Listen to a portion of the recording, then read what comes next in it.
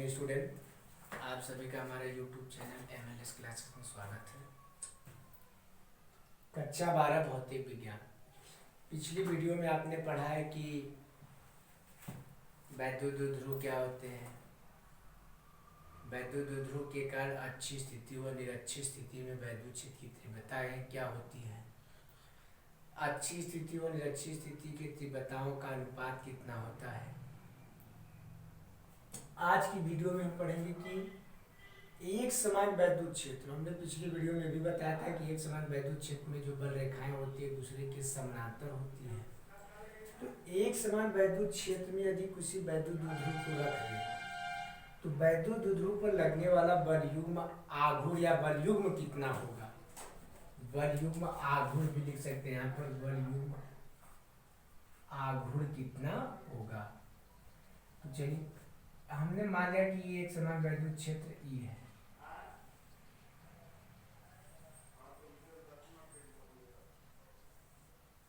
इस एक समान वैद्युत क्षेत्र में कोई वैद्युत द्विध्रुव हमने रख दिया, ये मान लीजिए ए है और ये क्या है।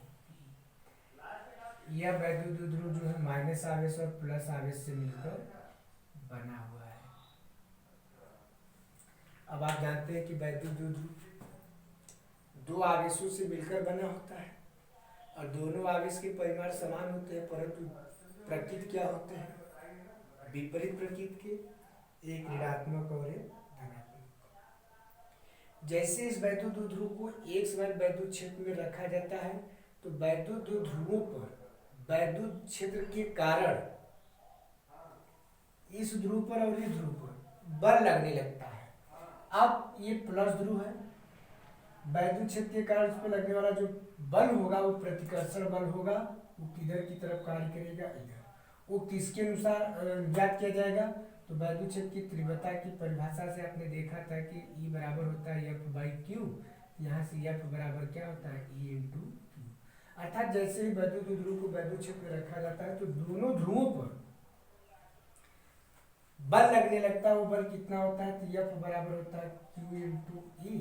इस ध्रुव पर भी बल लगेगा, लेकिन यह ध्रुव माइनस होता है और यह जो वैद्युत क्षेत्र बल रेखा है वो प्लस के कारण है, तो प्लस और माइनस के बीच आकर्षण बल होता है जिसके कारण इधर बल रेखा कार्य करेगी, जो F बराबर कितना होगा, Q/E। अब देख रहे हैं आप दोनों ध्रुवों पर लगने वाला जो बल है समान है, परिमाण में समान है, लेकिन दिशा में क्या है, विपरीत। एक उधर कार्य कर रहा है और एक इधर, जिससे ये बल युग्म बनाएंगे। अर्थात बल युग्म का मतलब जैसे ये बल युग्म बनाएंगे तो ये वैद्युत द्विध्रुव को क्या करने लगेंगे, वैद्युत क्षेत्र में घुमाने का कार्य करने लगेंगे और ये वैद्युत द्विध्रुव घूमते घूमते वो हमेशा वैद्युत क्षेत्र के समानांतर आने का प्रयास करेगा। इसी घटना को प्रत्यानयन बल युग्म आघूर्ण कहा जाता है। अर्थात छोटी सी परिभाषा देना, एक समान वैद्युत क्षेत्र में जब किसी वैद्युत द्विध्रुव को रख दिया जाता है तो उस पर एक बल कार्य करता है जो इस वैद्युत द्विध्रुव को वैद्युत क्षेत्र की दिशा में लाने का प्रयास करता है। इसी घटना को प्रत्यानयन बल युग्म आघूर्ण के नाम से, ये प्रत्यानयन बल युग्म आघूर्ण को टाउ से प्रदर्शित करते हैं। टाउ, प्रत्यानयन बल युग्म आघूर्ण टाउ बराबर क्या होता है, एक बल गुणे दोनों बलों की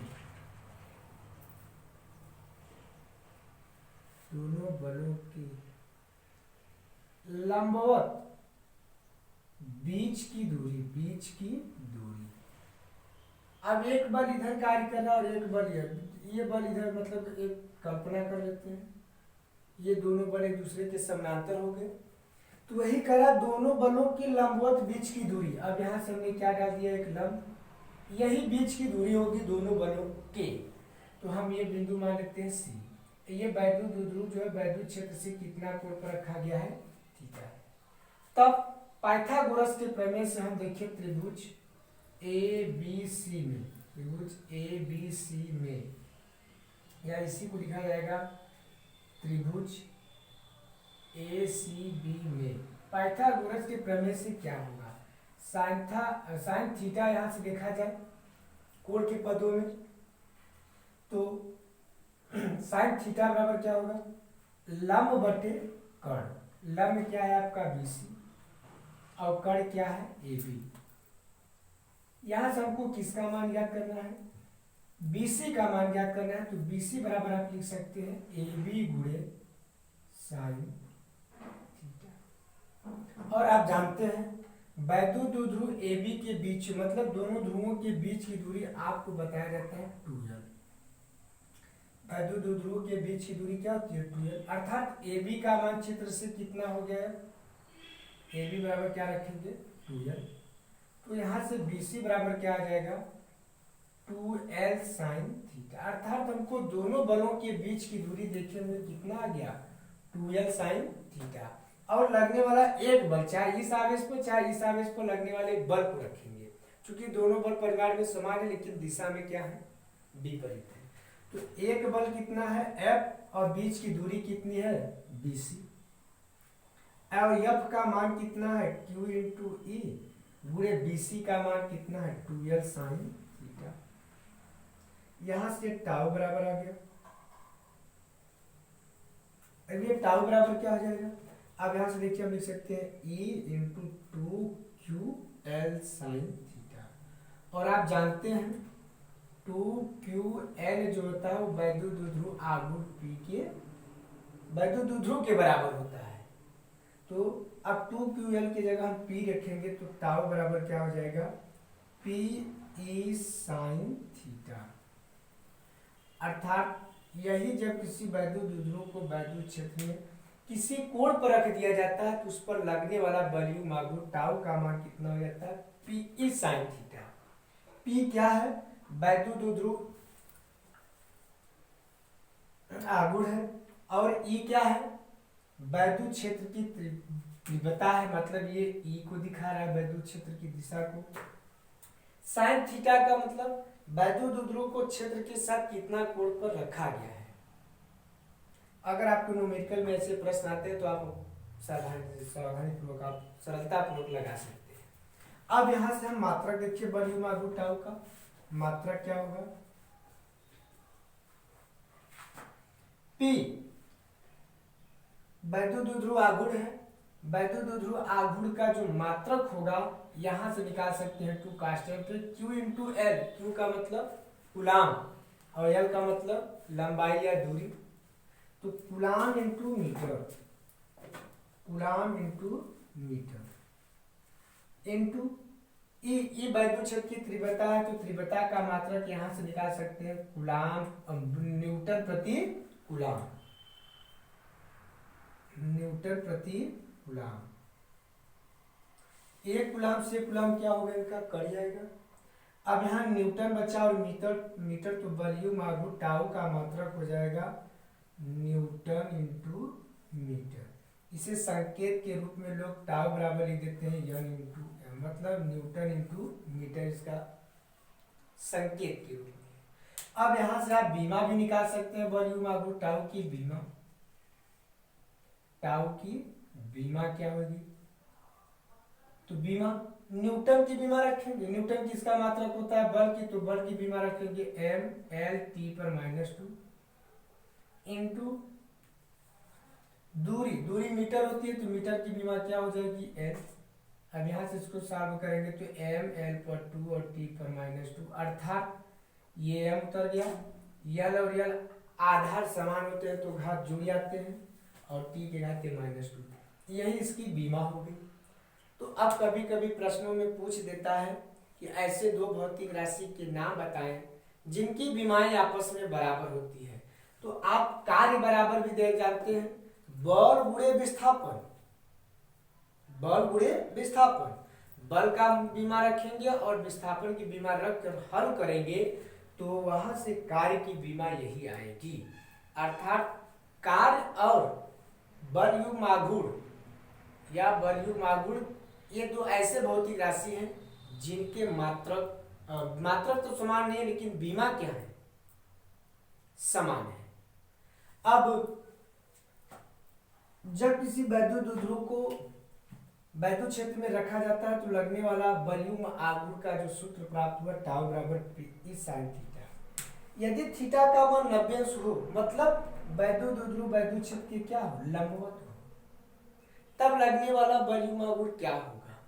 अब यदि यदि थीटा का मान 0 अंश रखे अर्थात जब वैद्युत द्विध्रुव वैद्युत क्षेत्र के क्या हो समानांतर हो तब लगने वाला वॉल्यूम आघूर्ण क्या होगा।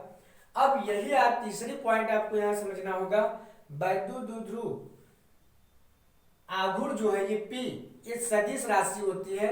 अगर इसकी और वैद्युत क्षेत्र की दिशा दोनों एक दूसरे के विपरीत हो तब लगने वाला वॉल्यूम आघूर्ण क्या होगा। तो आप वॉल्यूम आघूर्ण के लिए स्थितियां देखेंगे जो यहां पर आपको दिखाई देंगे। चलिए पहली स्थिति देखते हैं। जब P का मतलब हो गया वैद्युत द्विध्रुव और E का मतलब है वैद्युत क्षेत्र। वैद्युत द्विध्रुव और वैद्युत क्षेत्र एक दूसरे के लंबवत हो अर्थात फिगर की सहायता से देखें तो क्या बनेगा फिगर। हम ये वैद्युत द्विध्रुव को मान लिए या इसको मान लेते हैं वैद्युत क्षेत्र है ये, ठीक। अब ये हम वैद्युत द्विध्रुव मान लिए तो वैद्युत द्विध्रुव एक प्लस आवेश और एक माइनस आवेश से मिलकर बना। अब ये P है और ये E है एक दूसरे के साथ कितना कोण बना रहे हैं 90 अंश अर्थात लंबवत की स्थिति के लिए थीटा का मान कितना होगा 90 अंश अर्थात तब थीटा बराबर क्या लिखेंगे यहाँ पर लंबवत हो तो थीटा बराबर 90 अंश। तो लगने वाला वॉल्यूम आघूर्ण टाउ बराबर आप जानते हैं P E साइन थीटा का मान 90 अंश रखेंगे बराबर कितना हो जाएगा। तो हम जानते हैं कि साइन 90 अंश का मान कितना होता है E, तब लगने वाला टाउ बराबर हो जाएगा PE न्यूटन इंटू मीटर। अब जब वैद्युत द्विध्रुव और P एक ही दिशा में हो अर्थात कहने का अर्थ यह है कि जब ये आपका वैद्युत क्षेत्र है दोनों के लिए फिगर अलग अलग दिखा दे रहे हैं। ये कोई वैद्युत द्विध्रुव है ये प्लस आवेश और ये माइनस आवेश। अब इसके लिए फिगर दिखाया जा रहा है ये कोई वैद्युत क्षेत्र है। अब वैद्युत द्विध्रुव और वैद्युत क्षेत्र एक ही दिशा में हो ये माइनस और ये प्लस। जब वैद्युत द्विध्रुव और वैद्युत क्षेत्र एक ही दिशा में होते हैं तो इनके बीच जो कोण बनता है वो थीटा का मान कितना होता है 0 अंश। तब देखिए वॉल्यूम आघूर्ण टाउ क्या होगा टाउ बराबर हो जाएगा PE साइन 0 अंश और आप जानते हैं साइन 0 अंश का मान कितना होता है 0। यहाँ से टाउ बराबर हो जाएगा PE साइन 0 अंश का मान 0 रखेंगे तो टाउ बराबर हो जाएगा 0। अब जब वैद्युत द्विध्रुव और वैद्युत क्षेत्र पहले ही बताया है कि P क्या है वैद्युत द्विध्रुव और E क्या है वैद्युत क्षेत्र एक दूसरे के विपरीत दिशा में हो मतलब ये तीसरे के लिए फिगर होगा।